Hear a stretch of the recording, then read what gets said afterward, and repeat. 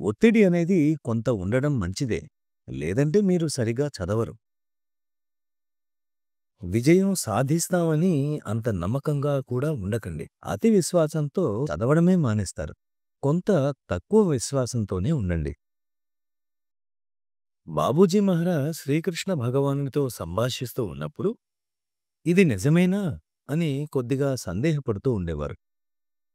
కొంత సందేహం ఉండడం అవసరం.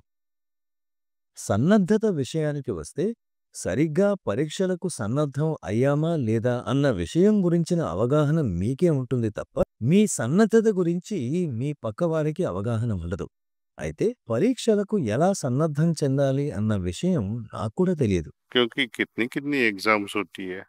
ఎందుకంటే రకరకాల పరీక్షలు, NEET, IIT, engineering, administrative services, ఇలా అనేక రకాల పరీక్షలు. నాకు వీటన్నింటి గురించిన అవగాహన లేదు కానీ, మీ వంతు కృషి మీరు చెయ్యండి.